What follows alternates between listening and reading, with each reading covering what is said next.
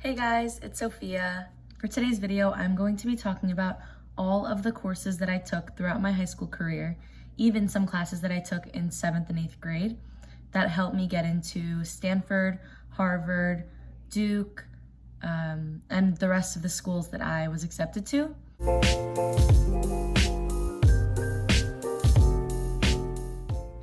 I've gotten a lot of questions about how many AP classes I've taken, what were my grades throughout these courses, which ones I liked, which ones I didn't like, all these kinds of things, and I'm going to be answering all of these questions throughout this video. So the first class that I have on my transcript is Algebra 1R, which I took in 7th grade.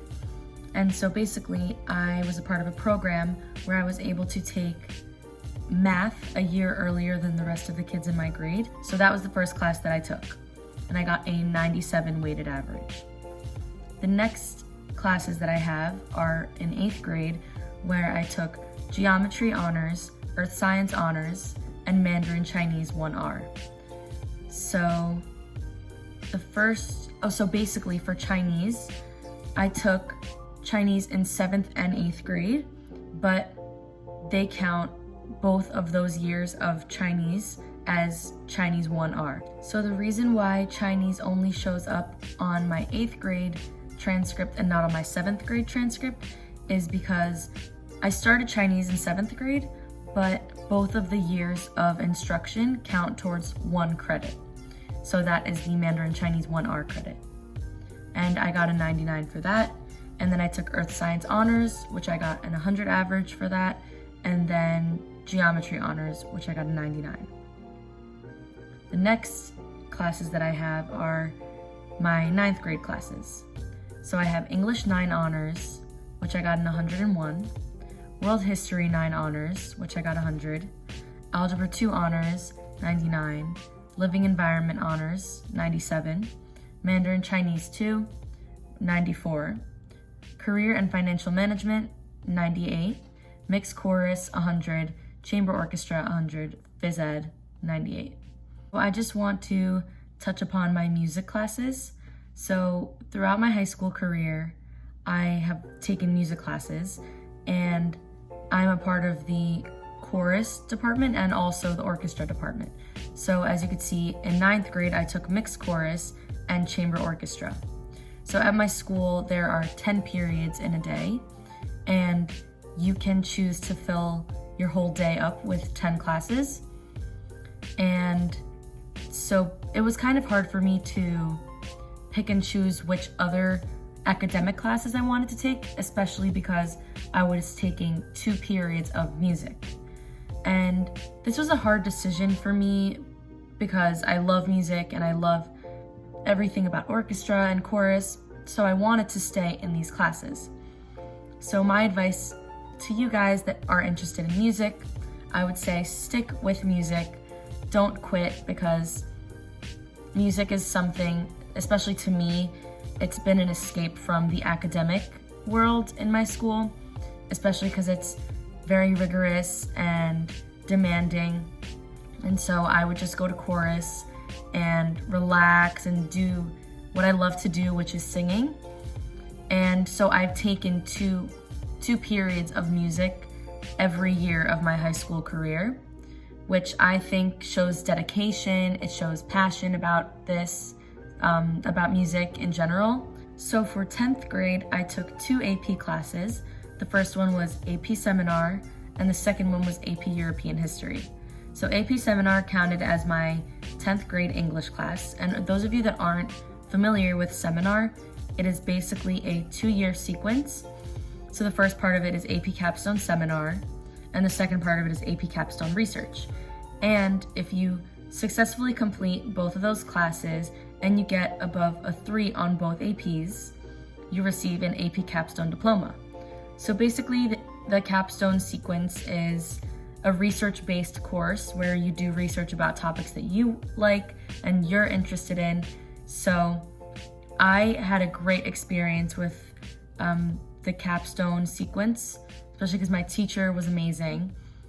And I would highly recommend it to you if your school does offer it. please take it because it has taught me a lot of things, especially research-wise, because I will be doing research in college. It's definitely going to be very beneficial to me.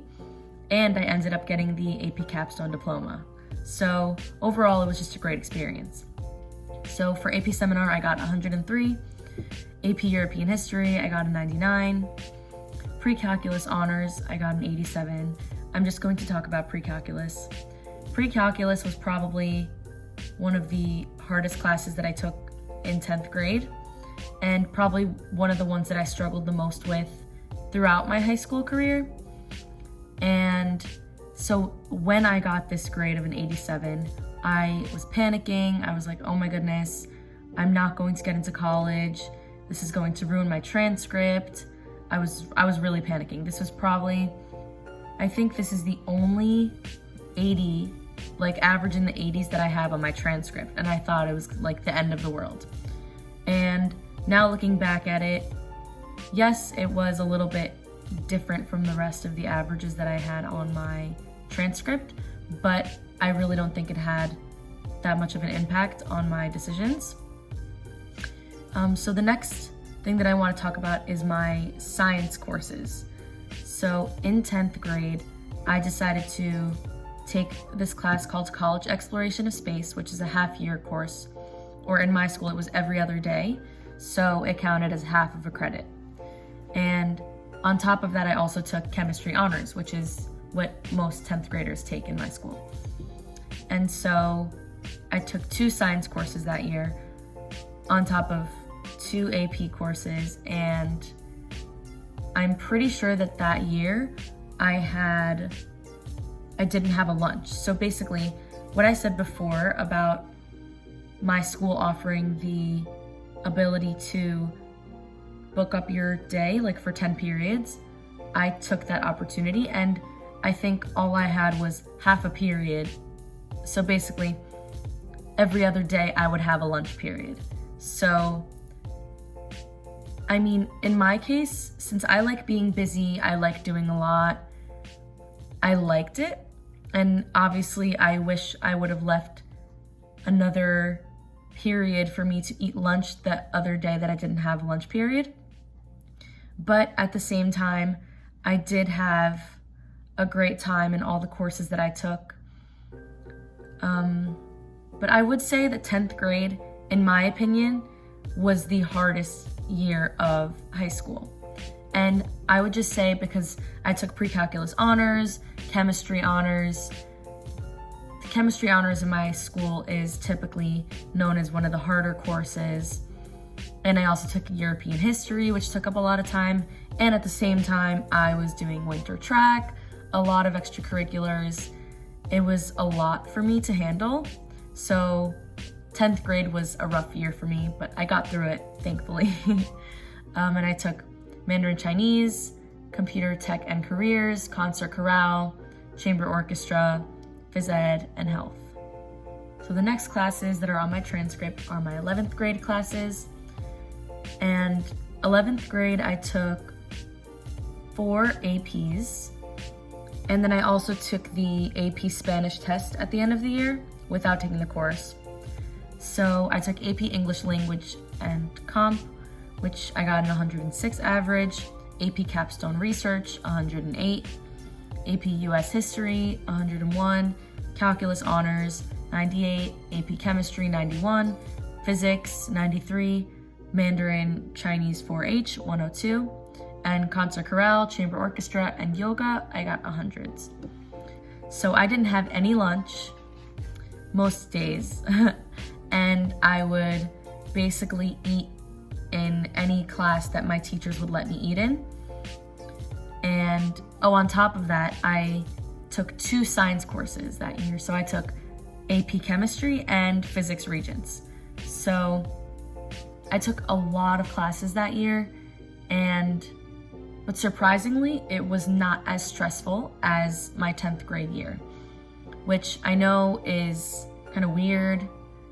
Maybe I was just used to the stress already, so it wasn't that bad for me.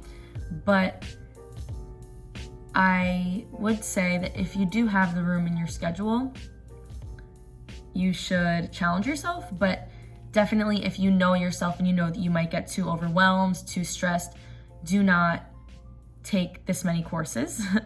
You don't have to take this many courses in order to fulfill your requirements, in order to get into good schools. I just took the opportunity to take some courses. For example, AP Capstone Research is not a requirement. I took that on top of my English course, but I was really interested in the research sequence after I took seminar the year before, and I loved my teacher, so I wanted to take the class. So the next classes that show up on my transcript are my 12th grade classes, which are the classes that I'm in right now. So the first two classes that show up are college writing and participation in government. Oh, a little bit of a backstory about my 12th grade classes. I was in a little bit of a, what's the word? I can't find the word, but it was a little bit of an issue with my 12th grade classes because most of my classes were only offered once throughout the day. So for example, AP Calculus BC only offered once throughout the day. AP Chinese only once throughout the day, concert chorale, and chamber orchestra. Those are all single classes. So a lot of the other classes that I wanted to take interfered with my class choice. For example, if I wanted to take AP Gov, but there were no slots available in the rest of my free periods. So if I wanted to take AP Gov, I wouldn't be able to take AP Calculus BC. So I kind of had to swap those out, and I definitely still want to take AP Calculus BC, and I also wanted to take Chinese, and I also wanted to take chorale and orchestra. So I ended up having to take another class that was a substitute for AP Gov. So I took college writing, which I got a 108, participation in government, which I got 100. And the rest of my grades are not up yet for my transcript. So, but the rest of the classes I took are AP Calculus BC, AP Biology, AP Chinese, concert chorale, chamber orchestra, and phys ed. So those are all of the classes that I took throughout my high school career.